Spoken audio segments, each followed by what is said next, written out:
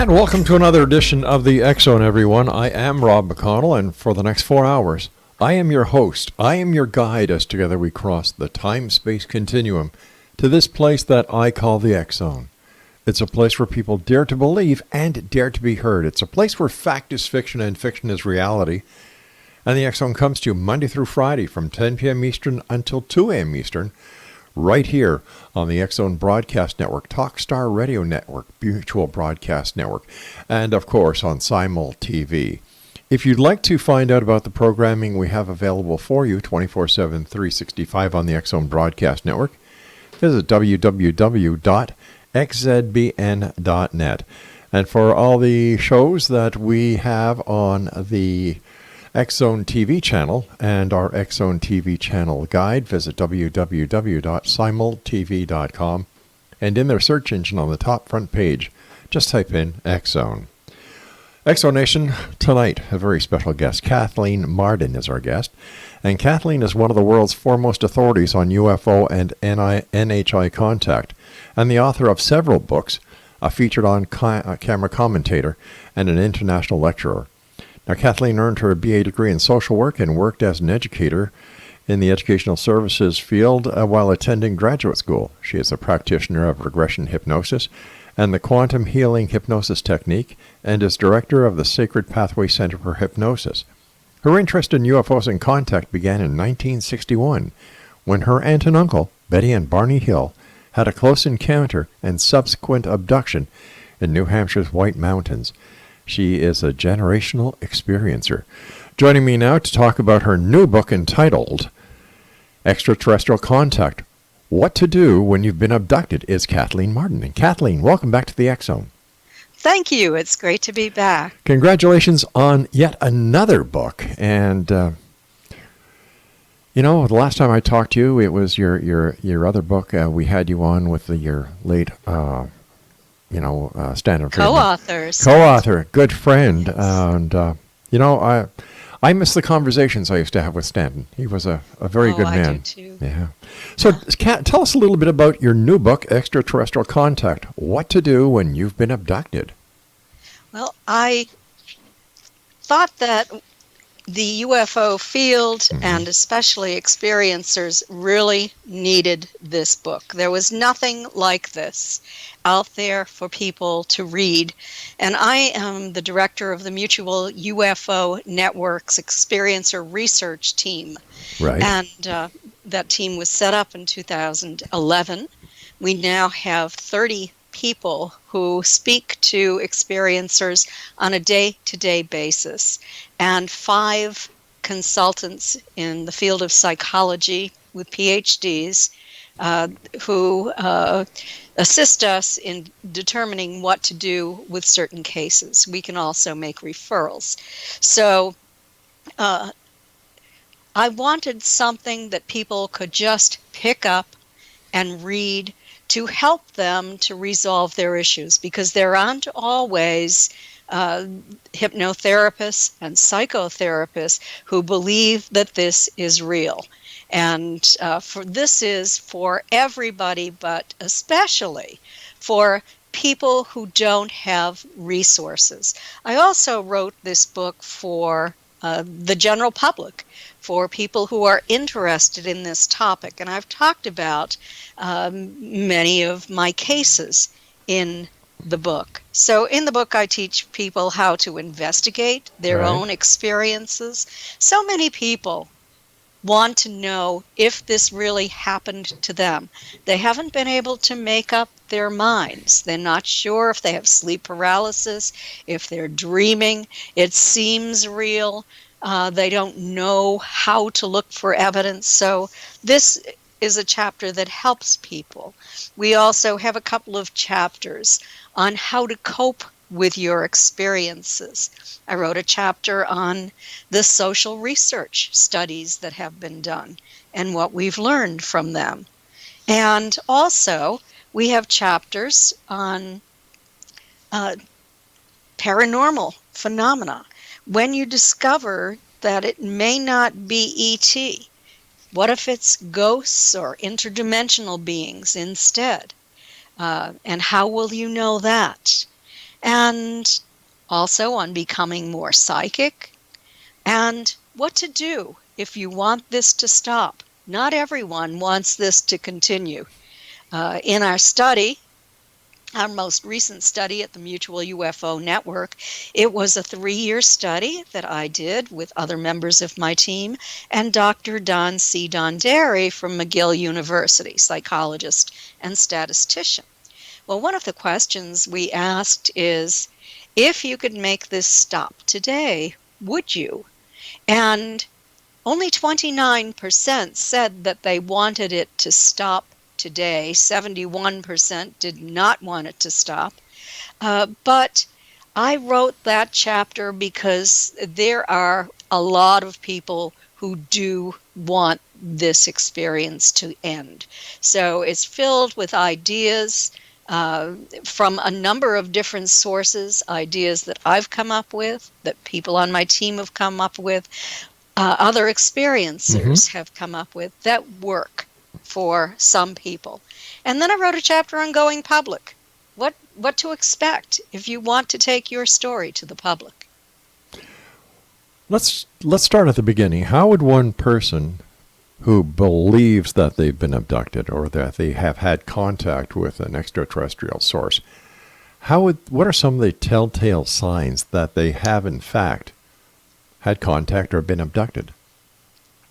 Well, what we discovered is that the vast majority of abductees have actually had a close encounter with craft, and their relatives have as well. We found a generational component, and not only have they seen craft, but they have conscious recall of observing non-human entities at least one time.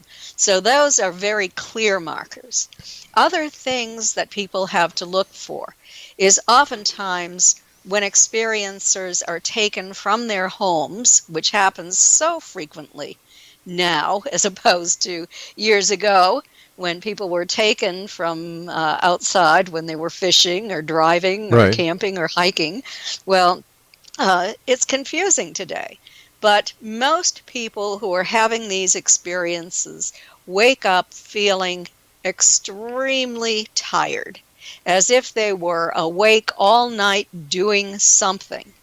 And suddenly they've snapped awake and they are just wiped out. They can check their bodies. A lot of times they will find unique patterned marks on their bodies that they haven't found in association with any bruises or cuts or anything that they have gotten from their own home environment. They might find fluorescence on their bodies. If they have a black light or a UV light, they can go into a dark room and check themselves out to find out if they can see fluorescence. Now, certain things will fluoresce. Oils, for example, will fluoresce on the human body. Some creams. Yeast will fluoresce. And also, if you're shining a UV light at your wall, you might find fluorescent marks on the wall because joint compound fluoresces as well. But these marks left by ETs are patterned fluorescent marks. And I'm not going to say exactly what they are because we have wannabes out there who are going to be troublesome for MUFON investigators when they create false evidence. So we do keep this evidence to ourselves, but we give people ideas on how to search for evidence.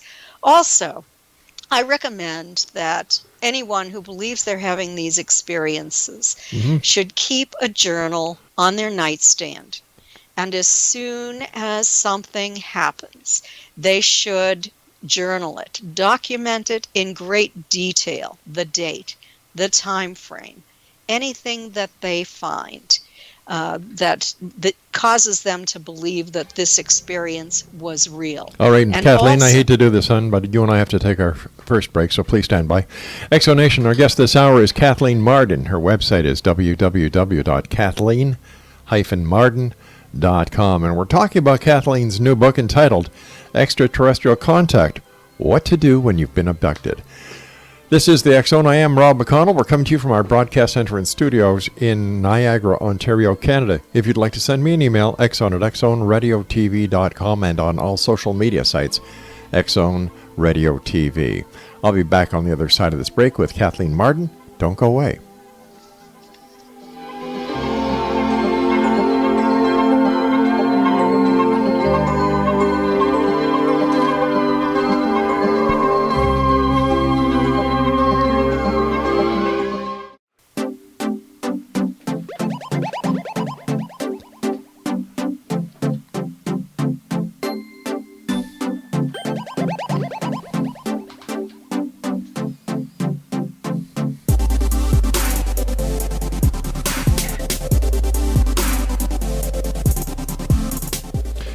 And we're back.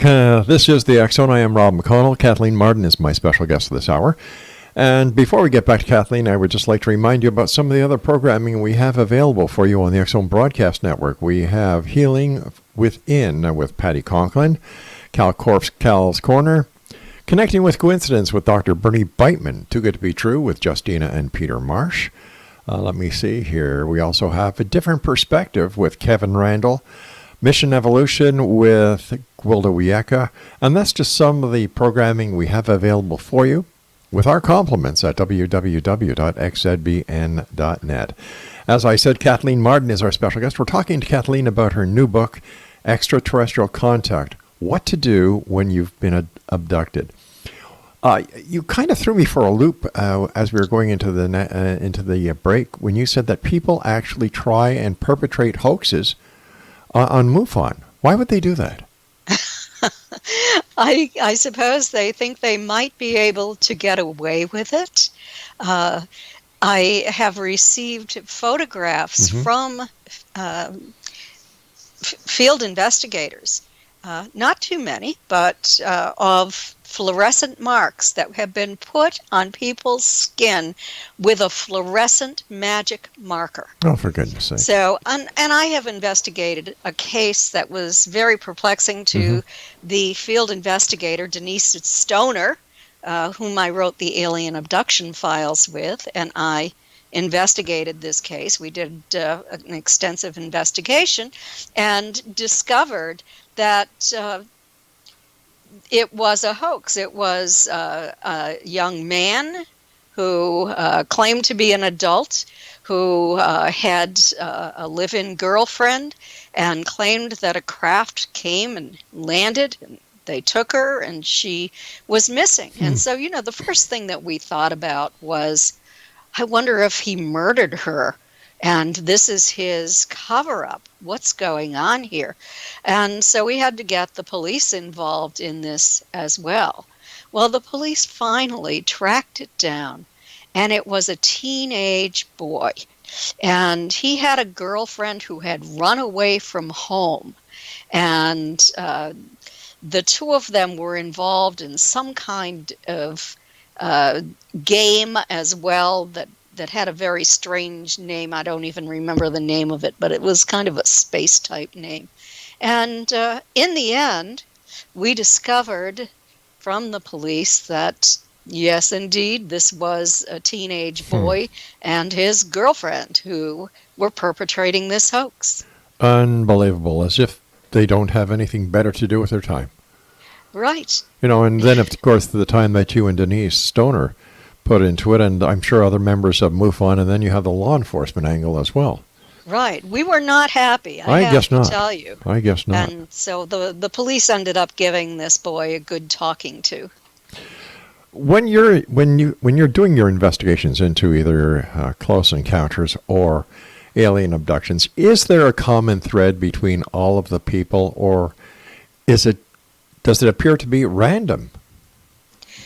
It appears that there is a common thread among many of the people. I can't say all of them, Mm-hmm. and what I'm basing this on is the studies that I have done. I believe that it's very, very easy to develop a biased opinion if you're either investigating these cases or if you're hypnotizing people. So I have worked on 3 studies. And the first one had 75 people, 50 experiencers, and a 25-person control group. The second study was through the Edgar Mitchell Foundation for Research into Extraterrestrial and Extraordinary Encounters, and it was a free study. We now have 4,200 participants in their questionnaire. And then, as I said earlier, Dr. Don C. Donderi, and I worked on a study for 3 years for the Mutual UFO Network, which ended in 2018. So from all of these studies, we were able to establish common threads among experiencers. And there are many, in fact, but some of the most common and percentages is generational contact among abductees. Abductees were, and everyone who took part in this study were asked, did you wake up with the symptoms of sleep paralysis? We went into it saying, your body was paralyzed, you could move only your eyes, you saw figures. And with this, 74% of the experiencers overall and 90% of those who were actually abducted, and that was identified by a test that Dr. Donderi administered, had sleep paralysis. But then we went on to ask, were you awake when the paralysis occurred? So were you awake, you saw entities in your environment, and then you became paralyzed? Well, 60% of the abductee group had that happen. But overall, with everyone who took that questionnaire, only 36% had that. So it was highly significant among those who are UFO abductees. And I think that it was very important to separate that group out because they're the ones who have the most evidence, the ones who are most often studied, the ones whose cases are investigated. And I had mentioned some of the things that they have in common earlier, but something that is, I think, very important is that these experiences make them more spiritual, more psychic or intuitive, more empathic, and it changes their view of the world, where they do no longer look upon themselves as a part of a small group, family, town, country. They see themselves as part of something much larger.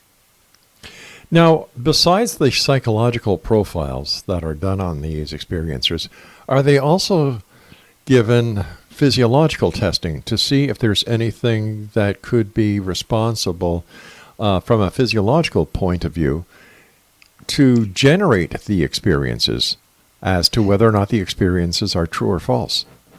We can only get that accomplished if they are willing to go to their own doctor, to pay for their own physiological examination, right, and to submit the evidence to us. This happens sometimes in investigations. Denise Stoner did this when I investigated her case that ended up being in the alien abduction files. But we do not have funds. All of our studies are self-funded. I see. And none of us are multimillionaires. So, this is a taboo subject. It's been frowned upon by the academic community and the mainstream scientific community for many, many years. There was, we wrote in Fact Fiction and Flying Saucers, the orchestrated plan to launch a cover-up after the scientific study on UFOs took place, headed by Dr. Edward Condon. After that study, and despite the real results of the study, he informed the National Academy of Sciences that there was nothing to this, and so the National Academy of Sciences took his word for it. If you read the report, you'll find that there actually was something to it. And a study was done a year later, and 30% of those cases were believed to be true unknowns. Right. Significant. So, but after that, the cover-up was launched by people like Edward Condon, Dr. Donald Menzel, Philip Klass, and others. And it was quite successful. And all of those details are in my last book with Stanton, Fact Fiction and Flying Saucers. You and I have to take our commercial break with the news at the bottom of the hour. Kathleen, please stand by. And Exonation, if you'd like to find out more about Kathleen and the book that we're talking about this hour, Extraterrestrial Contact, What to Do When You've Been Abducted, visit her website, kathleen-marden.com. On Facebook, www.facebook.com/Kathleen.Marden. This is the X Zone. I am Rob McConnell. We're coming to you from our broadcast center and studios in Niagara, Ontario, Canada. If you'd like to send me an email, thank you, Craig. You scared the heck out of me. If you'd like to send us an email, xzone@xzoneradiotv.com. On all social media sites, X Zone Radio TV. And don't forget, you can watch us 7/24, 365 on the X Zone TV channel exclusively on Simul TV. And of course, listen to the great programming we have available for you on the X Zone Broadcast Network, www.xzbn.net. I'll be back on the other side of this break with Kathleen Marden. Don't go away.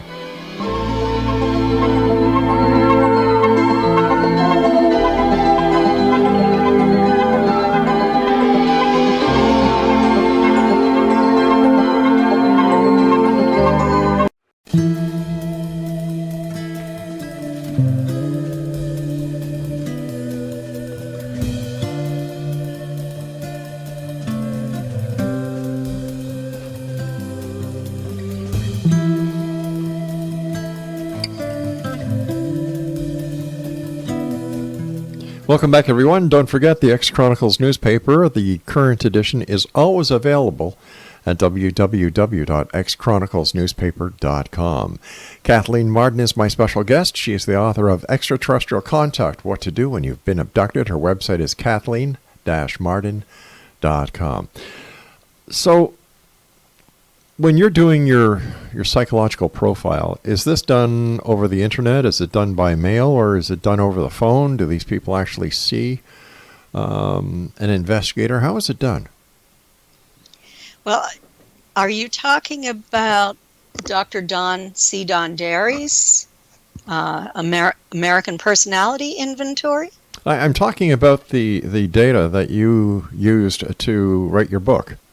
Oh, okay. So that was the psychological profile was established in a test that was administered by Dr. Don C. Dondarri. It was called the American Personality Inventory, and it was developed with Bud Hopkins, the late great abduction researcher, and also Ted Davis, who is a psychiatric social worker on Long Island. And it was developed specifically to identify those individuals who have the characteristics of having had a real abduction with the psychological implications and the knowledge that abductees have, secret knowledge. And there were 3 groups. When you take that test, you can either fit into the abductee group, or you can fit into the simulator group or the wannabe group, meaning that you have read a lot of books about this. You would really like to be in this category as an abductee or an experiencer, but you're not. And then there is another group, which is just the general population group. And those are individuals who don't have a lot of knowledge about extraterrestrial contact and abduction, and they don't fit the psychological profile either. But what happens if, hypothetically now, what would happen if that the questions that are being asked on the psychological profile build-up sheet are incorrect? What happens if these questions are skewed for a certain response in order to get the ET connection? Well, I'll tell you, I have taken that test, and it's impossible. Really? It is impossible to know anything. There's not one question that you can think, yes, this means this person is an abductee. No, it's an incredible exam, and because administered by a man with a PhD in psychology, who did an incredibly good job standardizing this exam. But my question also gets to another point, that if we do not know, if we do not have all the answers about the ET question, how can we successfully administer a test that will get the results based on the reality of the subject? Well, Dr. Don Derry says that it's more than just the test. You also have to have the investigation.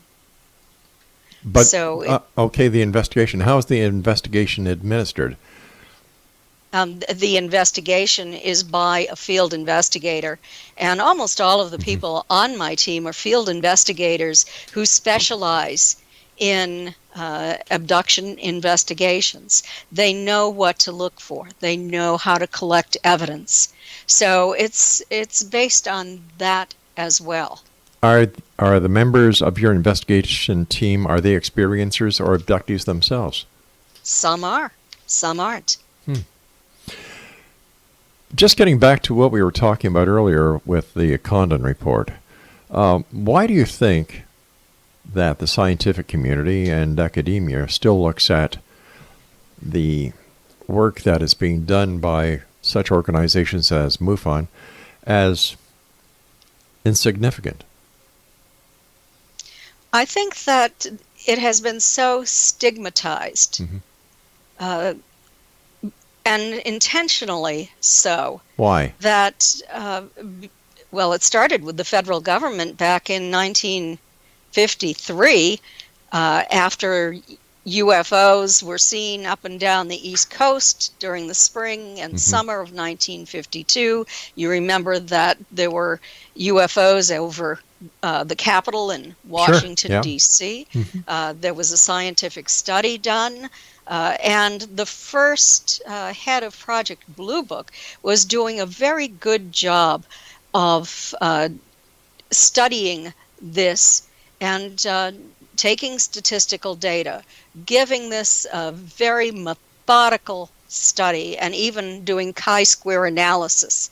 And then in 1953, January, the CIA-funded Robertson panel met, and the goal of that panel, it appears, based upon all of the study that I've done on it and have written about it in Fact, Fiction, and Flying Saucers, that panel did not want the public to focus on UFO sightings. They thought there was too much of it going on, that it was a threat to the functioning of the body politic, and it could create problems for the government. And so then there was a methodical, well-orchestrated plan to debunk UFOs, to consider those who were leaders in UFO organizations as people who ought to be watched and followed, and to have scientists, prominent scientists, write reports and books, anti-UFO books, where they would use kind of prosaic explanations, such as weather phenomena, to explain everything. Now, it's interesting to me that Dr. Donald Menzel, who Stanton Friedman studied in at length. Stanton went to Dr. Menzel's archival collection at Harvard. He had to get permission to do that. And he discovered that Donald Menzel had a very long-standing association with the National Security Agency. And prior to that, it was with naval intelligence. He, of course, was an astrophysicist at Harvard, but he was very, very closely entwined with the military.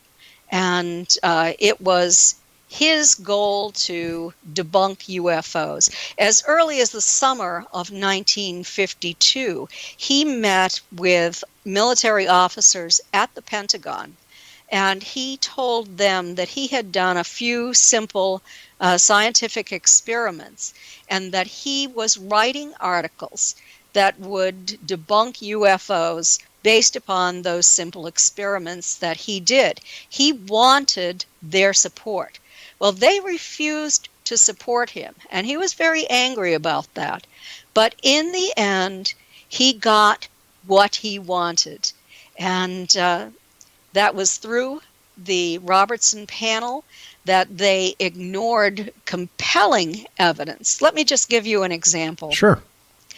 There was a family, the military man and his family, who were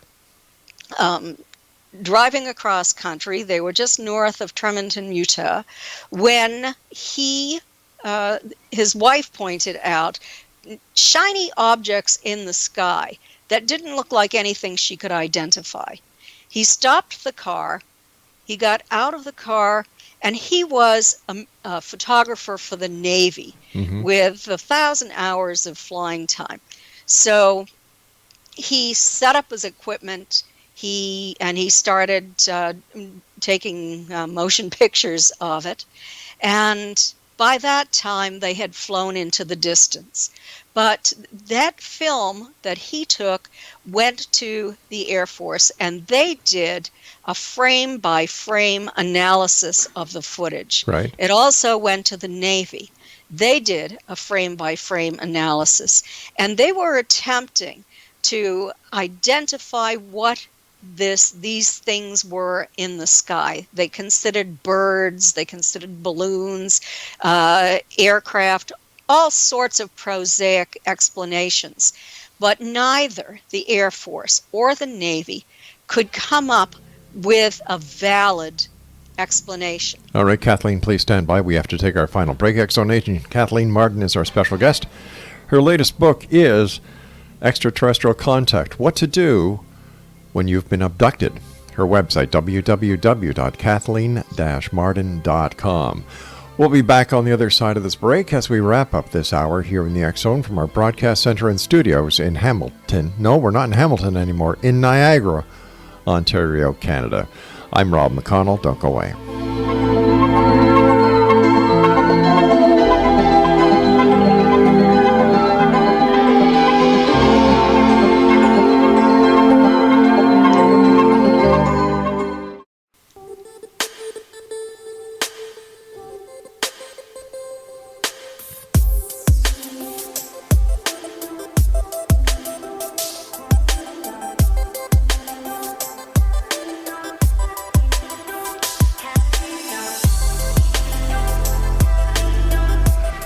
Welcome back, everyone. We're talking to Kathleen Marden about her new book entitled Extraterrestrial Contact, What to Do When You've Been Abducted. Once again, her website, kathleen-marden.com.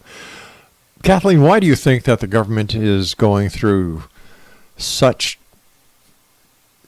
strange measures in order to discredit and to get the public to think that everybody who's involved with UFOs are a little strange? What are they trying to hide? Well, for many years they had done this. I was talking about the Robertson panel, Yes. and how the Air Force and the Navy had spent hours studying this footage. Well, an example of what the scientists did is they viewed that footage, and one of them said, gee, those look like birds that I see off the coast of California. And so the other scientist said, well, we agree they look like birds. Send this video back to the Air Force and the Navy for reevaluation. That was not scientific. That was a cover-up. Wait a second. I'm having a hard time understanding how that's a cover-up. How that's a cover-up? Yeah. Because they would not accept. Here are scientists who refuse to accept the scientific evidence. Okay, hold on here. I must be missing something. Because from what I understand, this person took the film footage. It was sent to the Navy, sent to the Air Force for a frame-by-frame analysis. Yes. The Navy and the Air Force could not identify what was in this film. So they, in turn, send it to a group of scientists. The group of scientists come up with the plausible explanation that they are birds. They send back the film to the Army and the Navy for reevaluation. Have I got that correct? Well, not exactly. Okay, what am I missing here? That group of scientists were it was a small group of scientists who did no scientific analysis. That's the important thing. What kind of scientific? The scientists who did the analysis could not identify it, even though they spent 1,000 hours on frame-by-frame analysis. Okay, I understand that. Okay, so the big problem with this is that the scientists who received the film from the Army, from the Navy and the Air Force did not do a significant enough analysis of what they were presented with. They did no analysis. Oh, okay. They watched a film. They watched a video of the video that Delbert Newhouse, the Navy man, took, and a video of seagulls flying. Okay, no, I understand that. I understand that. But just because they didn't do a significant enough analysis, according to some people, I don't see a cover-up here. They did zero analysis, and that was just an example of one of the pieces of evidence that they looked at when, in the end, they were clearly concerned about the threat of psychological warfare, and if public hysteria caused an overload of false UFO reports, it could threaten national security, they said. They had to cover it up. But you also must have to take into consideration that these were trying times of the Cold War as well. They were trying times of the Cold War, but what they wanted to do is to reduce public interest in all of this. And in 1953 and 1954, there were new military, I can't call them laws, there were rules put in stating that in order to reduce public interest, anyone in a military position who had observed a UFO that could affect national security could not reveal that information to the public under the threat of time in prison and a $10,000 fine, which was a lot of money back then. Still is. Yes. So, but I don't understand. that makes sense to me, because if you're like national security, in my book, takes priority above all.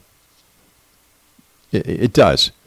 I don't believe that members of the military should really reveal information to the public, because the public does not need to know when it comes to national security. I don't know that visitors from other planets. But we don't know. We don't know if they're visitors from other planets. Let's be honest. There's no physical evidence to substantiate those claims with. You're correct that we don't know for certain that they're Right. from other planets. We know there is substantial evidence that UFOs have been observed, have been photographed. We recently have the videos from the ATIP program run by Lou Elizondo out of the Pentagon. And his credentials are under investigation right now, because he apparently isn't who people are claiming he is. So there's an investigation going on that. We just have to make sure that that's clear. Well, some people are interested in investigating that. Others have investigated it, and they are satisfied with his credentials. But I know that the UFO community is investigating it now. Certain members of the UFO community. As well as certain members of Congress. Okay, I was not aware of certain members of Congress investigating him. So there's a lot to go on here, especially when there's a lot of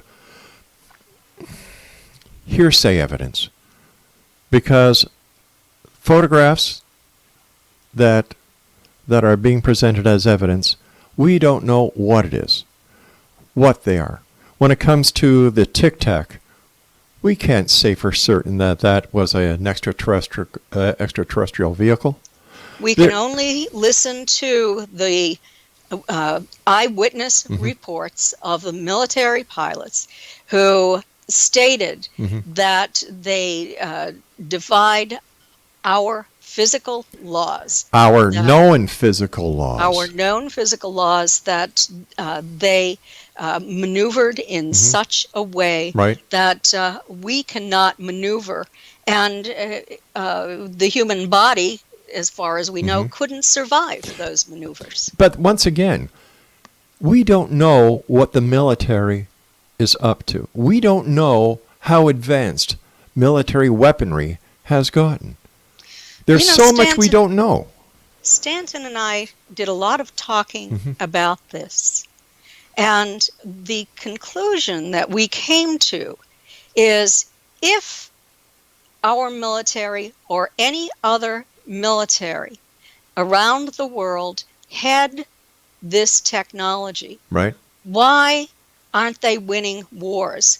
Why are they not using it to go into space? How do we know they're not? Well, as far as we know, they're not, unless there is some secret space program, and some people in the UFO community believe there is, but I don't have evidence for that. You're really going out on the fringe. But do we have evidence? But do we have? That.